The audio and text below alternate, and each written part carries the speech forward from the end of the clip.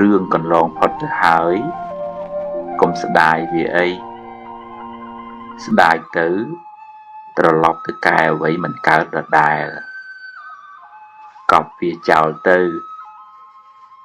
អនាគតភ្លឺស្វាងកំពុងរង់ចាំអ្នក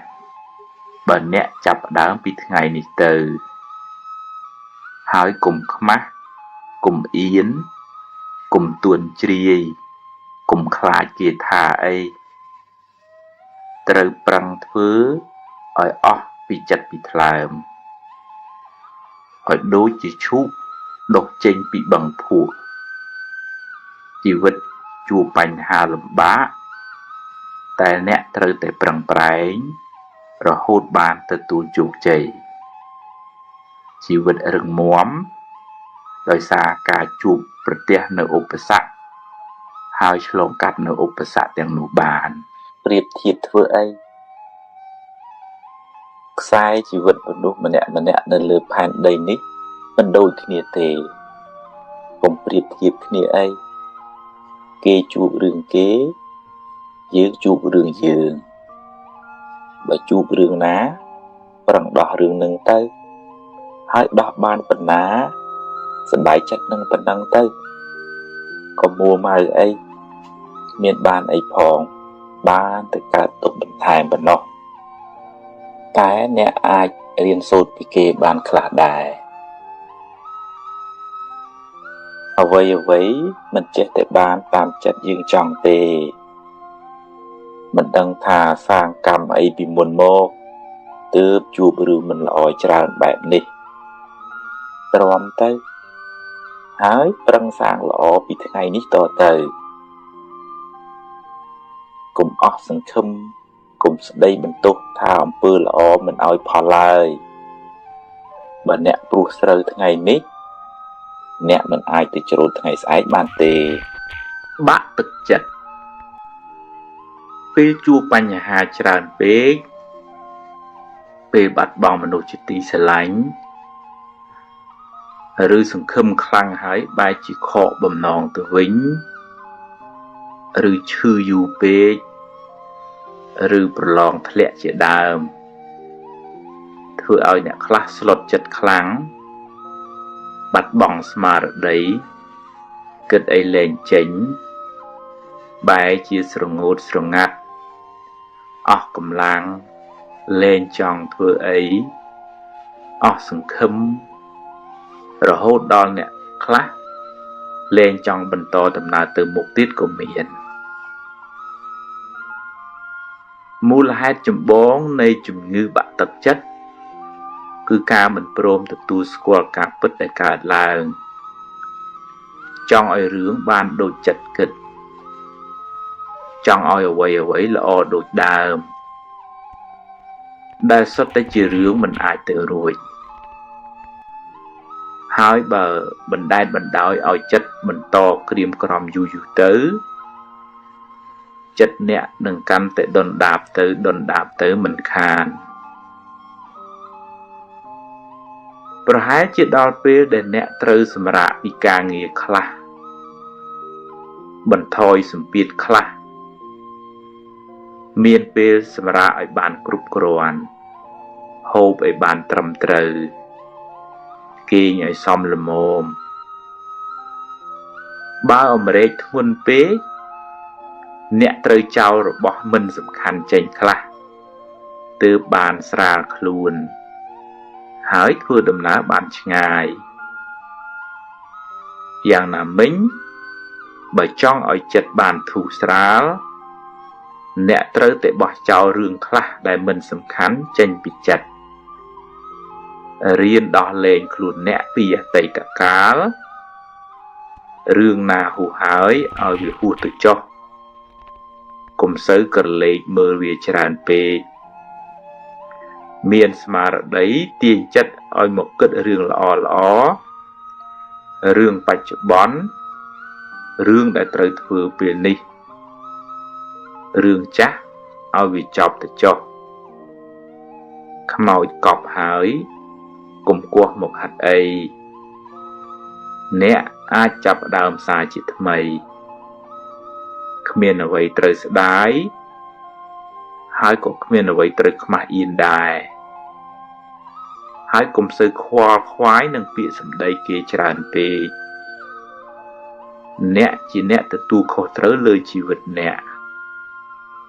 អនាគតនឹងអាចប្រសើរបើអ្នកប្រឹងប្រែងក្នុងថ្ងៃនេះសូមផ្ដាំដល់អ្នកមានវិបត្តិទាំងឡាយថាបើខូចចិត្តហាមហូបគ្រឿងស្រវឹងឬប្រើគ្រឿងញៀនវាជួយរុញអ្នកឲ្យធ្លាក់ទៅកាន់តែជ្រៅរហូតហៅលែងឮជីវិតខ្ញុំជួបបញ្ហាច្រើនម្ល៉េះអ្នកណាក៏មានបញ្ហាដែរតែច្រើនតាមកម្មរបស់ខ្លួននិងតាមកម្រិតនៃការអប់រំចិត្តរៀងៗខ្លួន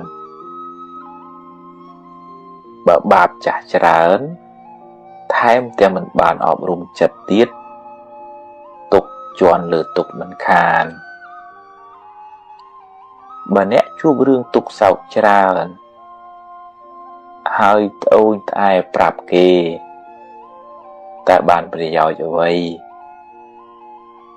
បើគេស្រឡាញ់អ្នកគេបានត្រឹមអាណិតឬជួយអ្នកបានតិចតួចហើយបើគេស្អប់អ្នកវិញគេនឹងសើចចំអកឲ្យអ្នកថែមមិនខានកុំទន់ជ្រាយពេកអីជីវិតមានបញ្ហាចឹងឯងបើជួបដោះស្រាយទៅហើយបើដោះបានប៉ុណ្ណាក៏ព្រមតាមសមត្ថភាពប៉ុណ្ណឹងទៅកុំកើតទុក្ខពេកពិបាកចិត្តទៅបានតែកើតទុក្ខថែមបាបចាស់នាំឲ្យអ្នកជួបរឿងមិនល្អហើយភាពមួម៉ៅក្តៅក្រហាយនឹងរឿងនោះជាបាបថ្មីដែលធ្វើឲ្យអ្នករឹងរឹតតែកើតទុក្ខថែមក្លាហានឡើងរឹងប៉ឹងឡើងងើបមុខឡើងក្រឡេកមើលឲ្យឆ្ងាយប្រឹងឈានទៅមុខទៀតបន្តដំណើររហូតដល់ថ្ងៃបញ្ចប់ពេលអ្នកខាង1នាទីអ្នកបានបាត់បង់សេចក្តីសុខអស់60វិនាទីកំហឹងបានដុតបំផ្លាញសេចក្តីសុខក្នុងចិត្តអ្នកមុនដំបូងគេមុននឹងរាលដាលដល់អ្នកដទៃសាមញ្ញជនយើងគ្រប់គ្នាតែមានកំហឹងតែកុំខឹងយូរពេកខឹងមួយផ្លែតបានហើយរួចភ្លេចទៅកុំគុំទុកអីព្រោះបើគុំទៅក្តៅទៅខ្លួនឯងជួនកាលគេមិនទាំងដឹងខ្លួនផងរៀនខន្តីខ្លះទៅអ្វីមិនចេះទៅបានតាមចង់ទេកុំមួម៉ៅក្តៅក្រហាយពេកអីគ្មានបានអីមកផងបានតែកើតទុក្ខថែមរៀនអត់ឱនយោគយល់ខ្លះទៅមានអ្នកណាចង់ខុសចង់អាក្រក់ទេបញ្ញែបញ្យល់គ្នាទៅបើគេធ្វើតាមជាការល្អតែបើគេមិនធ្វើតាមទេក៏មិនដឹងធ្វើម៉េចហើយបើក្តៅក្រហាយទៅក៏បានត្រឹមតែកើតទុក្ខទៅទេហើយបាបទៀតប្រឹងណែនាំឲ្យអស់ពីលទ្ធភាពទៅហើយសប្បាយចិត្តនឹងអ្វីដែលយើងអាចធ្វើបានទើបមិនសូវកើតទុក្ខអ្នកអាចបង្កើតរូបគេបានតែមិនអាចបង្កើតចិត្តគេបានទេសត្វលោកប្រព្រឹត្តទៅតាមកម្មរបស់ខ្លួនកំហឹងមួយផ្លែតកំហុសមួយជីវិតកុំយកកំហឹងជាម្ចាស់ក្នុងការសម្រេចចិត្តត្រូវធ្វើជាម្ចាស់កំហឹងវិញខ្សោយស្មារតីមួយថ្ងៃមិនដឹងគិតរឿងអីខ្លះទេចេញពីរឿងមួយចូលរឿងមួយចេញពីអ្នកនេះចូលអ្នកនោះចិត្តដើររហូត គ្មានទីសម្ចតត្រឹមត្រូវយូរទៅចិត្តអ្នកនឹងរវើរវាយរឹកសុខមិនសូវឃើញឡើយចិត្តដែលចេះតែគិតរឿងគេពេកคล้ายជាចិត្តអនាថាគ្មានផ្ទះសម្បែងគួរឲ្យអាណិតក្រៃពេកកុំសូវបណ្ដោយឲ្យចិត្តអ្នកគិតរឿងខាងក្រៅច្រើនពេករៀនទាញវាមកនៅក្នុងផ្ទះគឺរូបរាងកាយអ្នកវិញរៀនមានស្មារតីដឹងខ្លួនថាអ្នកកំពុងធ្វើអ្វីកំពុងគិតអ្វីកំពុងនិយាយអ្វីឲ្យស្មារតីតាមដានសកម្មភាពអ្នកជាប្រចាំអ្នកធ្វើអ្វីក៏មានស្មារតីដឹងខ្លួនថាអ្នកកំពុងធ្វើកិច្ចការងារនោះម្យ៉ាងទៀតទម្លាប់តាមដានចិត្តអ្នកវាគិតរឿងល្អក៏ដឹងថាវាគិតរឿងល្អវាគិតរឿងមិនល្អក៏ដឹងថាវាគិតរឿងមិនល្អហើយកុំបន្ទុះសារាយជាមួយនឹងវាអីជាធម្មជាតិនៃចិត្តតែងតែគិតរឿងល្អខ្លះមិនល្អខ្លះអីចឹងឯងតែអ្នកត្រូវតែតាមដានមើលវាជាប្រចាំហើយព្យាយាមទាញវាឲ្យដើរក្នុងផ្លូវត្រូវវិញធ្វើយ៉ាងនេះចិត្តអ្នកនឹងនៅជាមួយខ្លួនអ្នកបានច្រើនចិត្តអ្នកនឹងរឹងមាំ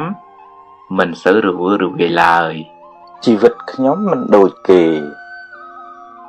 ខ្សែជីវិតមនុស្សម្នាក់លើផែនដីនេះមិនដូចគ្នាទេគេជួបរឿងគេយើងជួបរឿងយើងមិនបាច់ប្រៀបធៀបគ្នាទេនាំតែកើតទុក្ខអ្នកកើតមកមិនមែនដើម្បីដើរប្រណាំងជាមួយអ្នកដទៃទេមនុស្សម្នាក់មានចំណុចចាប់ផ្ដើមរៀងខ្លួនហើយធ្វើដំណើរក្នុងល្បឿនផ្សេងគ្នាបើគេជាកូនអ្នកមានគេមានផ្លូវជ្រើសរើសច្រើនរីឯយើងជាកូនអ្នកក្រយើងត្រូវចេញដំណើរពីកន្លែងដែលយើងឈរកុំចាំបាច់ប្រៀបធៀបនឹងគេអីហើយក៏មិនចាំបាច់ត្រូវបន្ទោសអ្នកនេះអ្នកនោះដែរធម្មជាតិនៃជីវិតគឺខុសគ្នាចឹងឯងមនុស្សម្នាក់មានបញ្ញាស្មារតីផ្សេងគ្នាហើយល្បឿននៃជីវិតក៏ផ្សេងគ្នាដែរម្យ៉ាងទៀតទីផ្ដាច់ព្រាត់ក៏នៅកន្លែងផ្សេងគ្នាបើគេមានបញ្ញាច្រើនគេទៅលឿនជាងយើងគេទៅដល់ទីព្រាត់មុនយើងគ្មានអ្វីត្រូវប្រណាំងគ្នាទេបុណ្យសន្សំមកផ្សេងគ្នាតែយើងក៏ត្រូវរៀនសូត្រពីគេដែរហើយប្រឹងឲ្យអស់ពីសមត្ថភាពរបស់យើង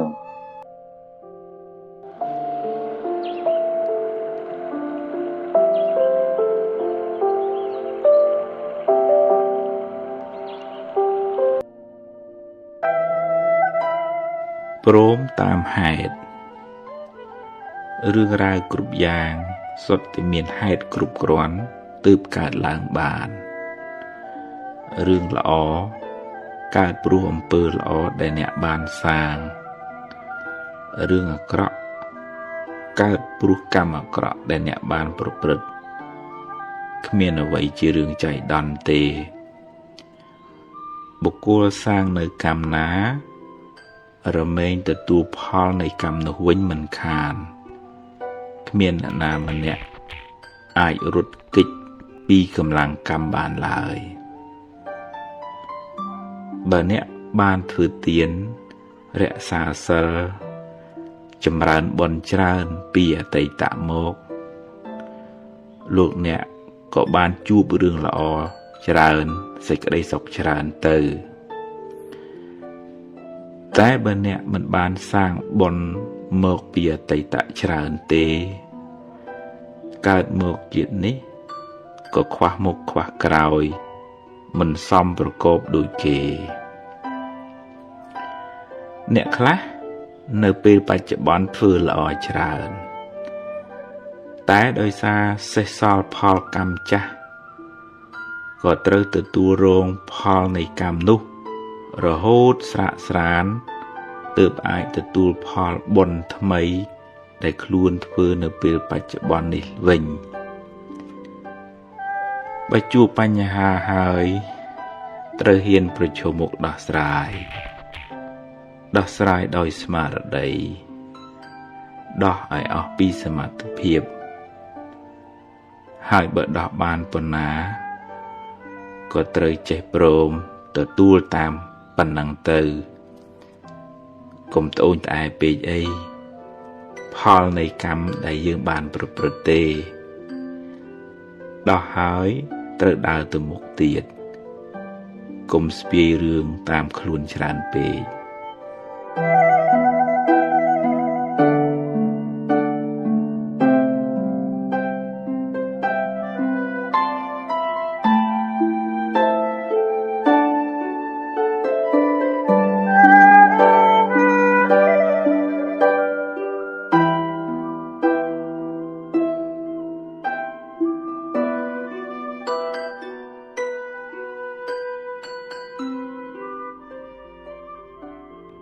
ចិត្តវាឲ្យយើងជ្រះថ្លាមកវត្តហ្នឹងត្រូវមួយណាហ្នឹងហើយនៅក្នុងផ្លូវត្រូវហើយមានន័យថាមកទៅបានថ្វាយគុំព្រះបានប្រគេនតីទានគៀនចង្ហាន់បានថ្វាយគុំបច្ចេកដីអញ្ចឹងណាអញ្ចឹងយើងចាប់ផ្ដើមដោយអំពើល្អហើយអំពើល្អហ្នឹងជួយតម្រង់ផ្លូវឲ្យយើងរកគិតហ្នឹងក៏ត្រូវជួបមនុស្សហ្នឹងក៏ល្អសម្រាប់ចិត្តហ្នឹងក៏សំប្រកបអញ្ចឹងណាអាហ្នឹងកម្លាំងបនវារុញអញ្ចឹងណាបើផ្ទៃទៅវិញមួម៉ៅស្មុកស្មាញដាក់ទៅភ្លុងខុយអាហ្នឹងចិត្តនេះវាអត់ស្រស់អត់សុបាយអត់ជ្រះថ្លាដល់សម្រាប់ចិត្តមិនសូវត្រូវអញ្ចឹងណាអញ្ចឹងបាននៅពេលលឹមមុននឹងងើពីគេហើយនឹងក៏ឲ្យចិត្តជ្រះថ្លាថ្លែងគុំមាសការពុទ្ធពធប្រសង់អញ្ចឹងណាហើយសូមជូនបុណ្យដល់លោកឪពុកអ្នកម្ដាយដូនតាឲ្យបានសេចក្តីសុខថាចែកម្លែកសេចក្តីស្រឡាញ់អញ្ចឹងណាអញ្ចឹងយើងជ្រះថ្លាហើយតែចិត្តជ្រះថ្លាហើយធ្វើអីក៏វាល្អវាត្រូវបើឧទាហរណ៍ថាព្រលឹមឡើងមួម៉ៅចេញទៅឃើញមុខពីណាក៏ដូចមិនសូវសុបាយដែរមែនទេណាចឹងចង់បានសេរីសួស្តីឆ្នាំថ្មីតើកុំសូវមួម៉ៅហើយដូចថារឿងអីជួបហើយបោះចោលទៅទៀតណាចឹងណាយើងហ្នឹងហើយយកជាមេរៀនណាហើយទៅមុខទៀតស្មាតល្អស្មាតជួបញោមមែនគាត់ញោមអង្គញាគាត់រកស៊ីរកដូរគាត់ថាព្រះអង្គបើយើងដេកតែអោបរឿងចាស់ទៅមុខអត់រួចទេវានៅវិលញោមវិលចឹងគាត់ថាទេព្រះអង្គអើយកាលណាខាតខ្លះអីខ្លះទៅមុខទៀតហើយធ្វើម៉េចបើវាខាតហើយចឹងណាហើយបើនៅដេកស្ដាយហ្នឹងវាមានបានអីមកវិញមែនទេចឹងគាត់ថាអត់ទេបងកណាទៅទៀតនៅវិវល់ហ្នឹងអញ្ចឹងហើយគាត់ចិត្តធ្វើទៀនគាត់ស្មាស្ដាប់គាត់និយាយគាត់ល្អណាស់ព្រះអង្គបើយើងកំណាញ់យើងមិនព្រមចេះចែកម្លែកឧទាហរណ៍ថាទទួលភ្ញៀវពលឺអីយើងស្វិតអាណាគេរស់ស៊ីមួយយើងចឹងណាថាគេថាអូមនុស្សនេះមិនកើតទេចឹងអៀតអញរកស៊ីជាមួយមិនកើតទេអញ្ចឹងគាត់ថាអត់ទេព្រះអង្គកណាសុខចិត្តដូចថាគាត់ព្ nhiều bẩn lử ấy chẳng quạt tua còn hay đọc bê quạt ha đọc bê chặt quạt rồi thà che từ tu nhiều bẩn nó không thôi lộ hàng tệ thệ bẩn lý che từ tu nhiều đọc bê ban phao một với cô trần chẳng á này nó không thôi lộ ở bên bẩn lý phải làm tệ thệ bẩn lý che từ tu nhiều nhiệt tệ bẩn lý che sừng cua nhiệt riêng che bẩn lý bằng pun chun ruột hay nâng bọc bẹ phê tại bẩn lý sừng cua ở từ bón đá nhiệt phục mà đây cho đồ nhiệt ta để sạp tới dương thử bón ở từ chun quạt hay nâng tê và bẩn lý chạy bón đá tê và đà nè để bàn phơi bẹ ly từng phèm nâng nâng bàn sẽ đây chìm ra ơn cái đây vì nia mình nghĩ miên này ở từ bàn là ỏi chẳng á một tuần đi